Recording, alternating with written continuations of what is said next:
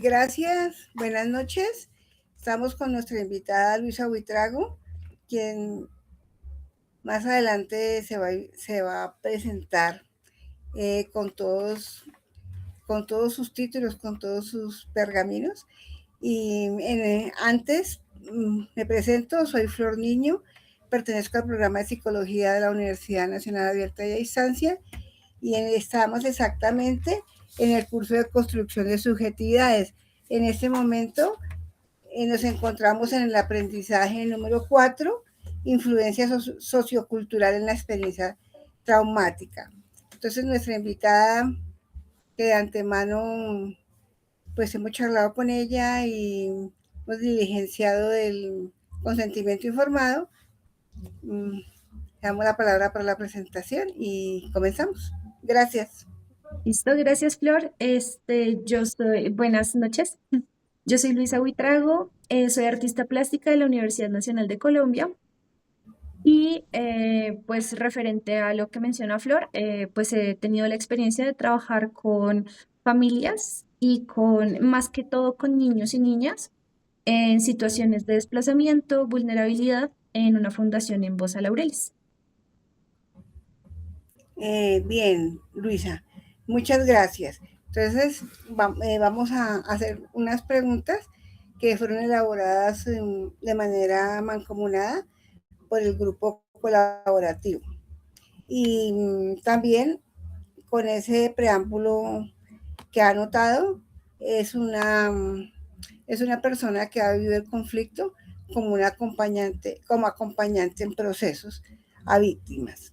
¿De qué forma lo que ha vivido durante ese acompañamiento ha cambiado en usted la relación con las personas y su comunidad, haciendo especificidad en esa comunidad y las subjetividades tanto del colectivo como la de Luisa? Bueno, digamos que a mí personalmente, pues se me ha hecho grata la experiencia de transformar como los discursos de las personas a las que he acompañado. Y hablo de transformar porque de pronto veo que, no sé, las distintas situaciones que, como mencionaba, yo he trabajado con familias, las distintas situaciones que pueden haber traído al ser desplazados por la violencia en Colombia, les genera como ser muy, como precavidos, pero casi como en una sensación de paranoia e inseguridad constante. Em, y pues uno lo ve, son personas que tienden a ser como más desconfiadas, sobre todo al inicio, o gente que está acostumbrada a cierto nivel de violencia y agresividad.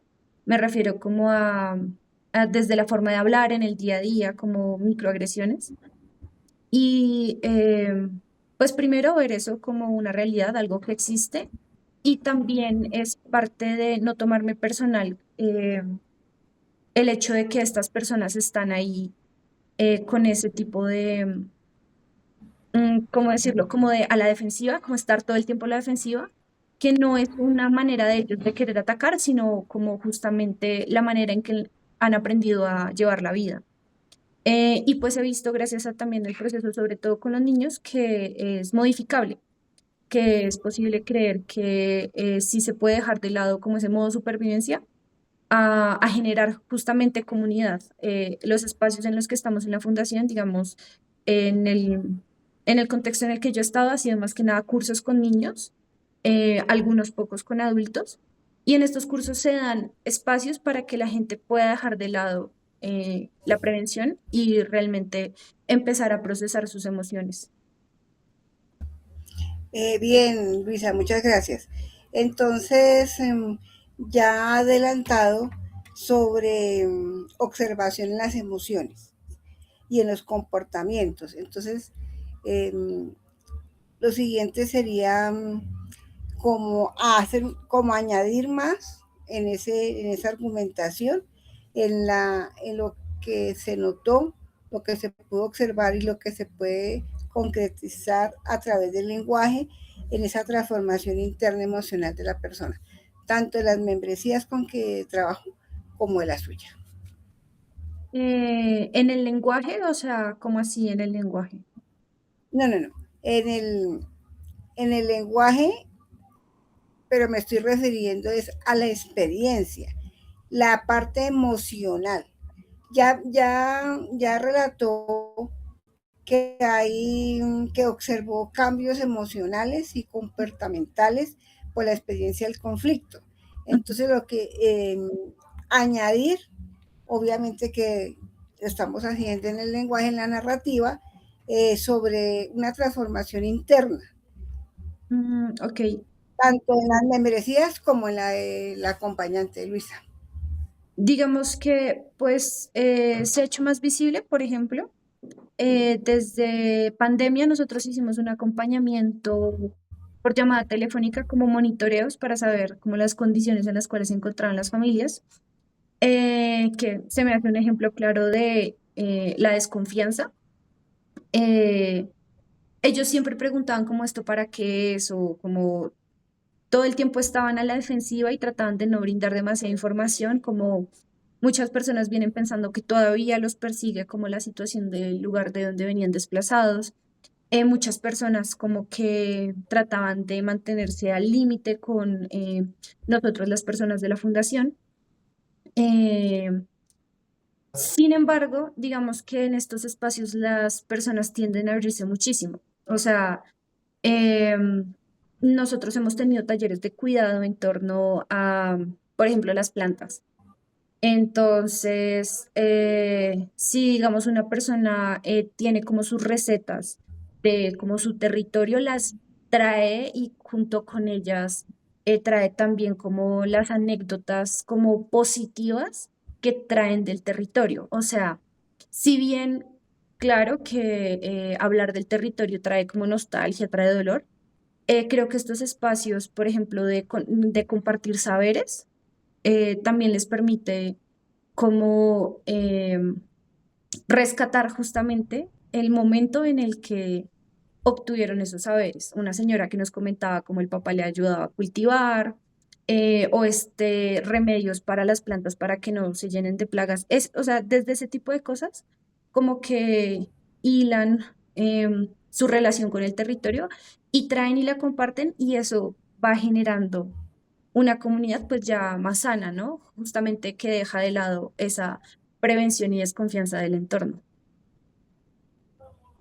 Bien, entonces en ese orden de ideas eh, se da una conexión entre esa experiencia pasada y el presente en cuanto a la adaptación.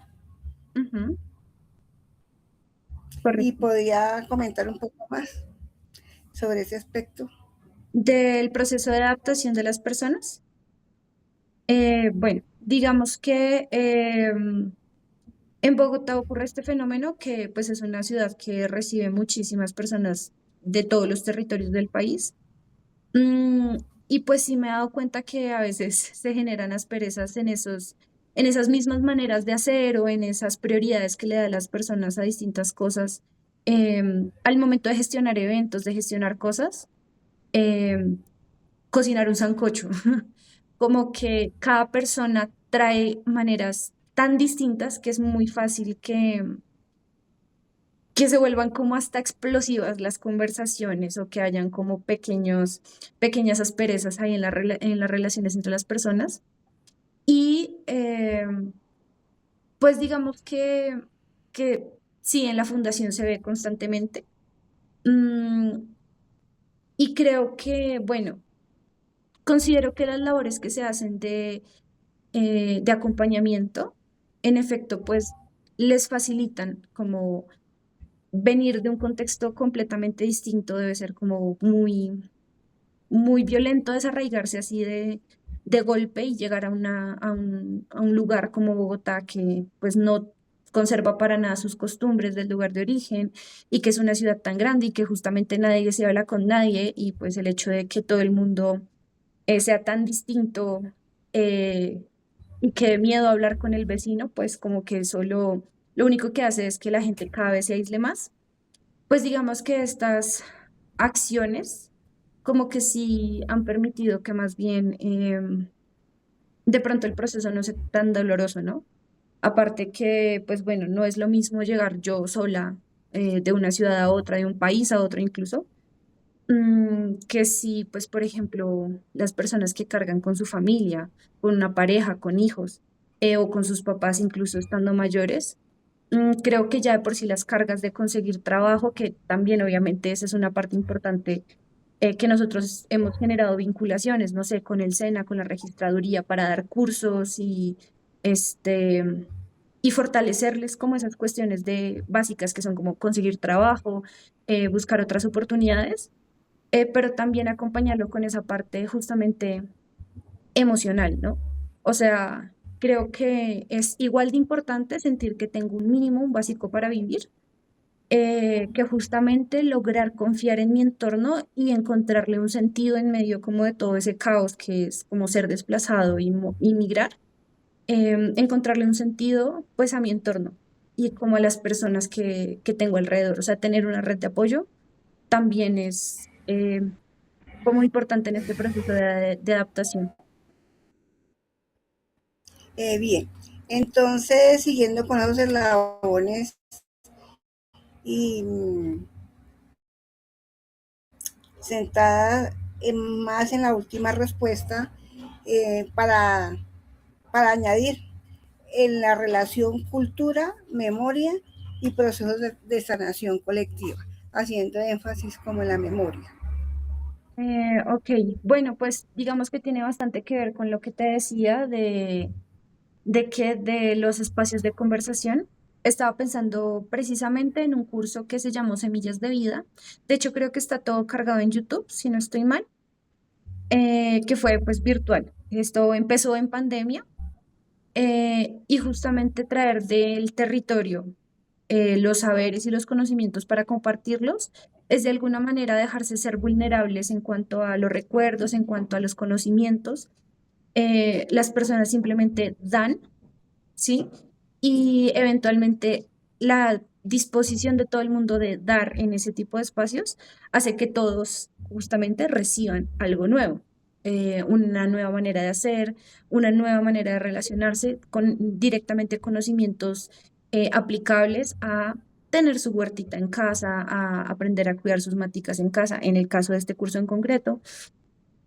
Em, pero, por ejemplo, incluso cuando hay eventos con mamás e hijos, como ya eventos familiares, que es lo que más hace la fundación, pues digamos que es eso, justamente darles el espacio que incluso ellos en casa normalmente no tienen de conversación y hacer ese traspaso generacional, porque en casa de pronto lo que mencionaba, para alguien que carga con su familia y que es proveedor, su urgencia es buscar con qué alimentar a sus hijos, ¿sí? Y digamos que esa misma carga tiende a ser la que genera también un mal ambiente en la casa. Hay muchos casos, hemos visto también de violencia intrafamiliar, inclusive, tal vez por todo ese peso y toda esa carga de la violencia vivida, del trauma que es ser desplazado. Em, y que bueno, que justamente si ese es el ambiente que hay en casa, al momento de plantear espacios de conversación donde están presentes varios integrantes de la familia, incluso también les permite a la misma familia hacer ese traspaso generacional, no solamente de las maneras violentas y como desde la supervivencia de afrontar los problemas y hacer las cosas, sino también justamente esos conocimientos que todo ese como dolor y todo ese malestar no ha permitido que sean correctamente traspasados de generación en generación. Eh, pues en mi experiencia, por ejemplo, pienso en ese curso que era en torno al cultivo, pero pueden ser también otras cosas. Se han hecho eh, tejido, que también el tejido, bueno, como artista plástica, sé que es una técnica bastante utilizada para hablar de recuerdo, ¿no? Porque son repeticiones, un punto depende del siguiente para permanecer. Y asimismo, pues se construye justamente una red de apoyo, ¿sí? Como que una comunidad son muchos puntos que se van conectando el uno con el otro. Si no están conectados, el tejido no funciona. Entonces, digamos que creo que en estos procesos de desplazamiento no solamente son necesarios ejercicios para activar la memoria, para rescatar la cultura, sino que pues son como muy disfrutables, o sea, tanto para uno que está ahí acompañando el proceso, como claramente para las personas que, bueno, necesitan justamente poder recuperar como lo bueno de sí mismas. Bien, Luisa, muchas gracias. Muchas gracias por su testimonio de esas subjetividades. Y lo único para hacer énfasis otra vez y para cuestiones protocolaria del curso, que por favor manifieste si anterior a esta actividad se firmó el consentimiento informado. Sí, correcto, si firmé el consentimiento ya debes tener el documento. Bueno. Entonces, muchas gracias. Es muy importante, muy significativa la experiencia para la universidad, para el programa de psicología y para nuestro curso de construcción de subjetividades. Listo. Gracias, Creo Luisa. que recién al final me acuerdo de mencionarlo, pero entonces la fundación es Funcades, queda ubicada en Bosa Laureles y te puedo dejar el link de la paginita por si te sirve también de documento para que la revises. Sí, claro, muchas gracias por Ujú. esa aclaración. Bueno, Vale, Flor. Muchas gracias. gracias. Hasta luego.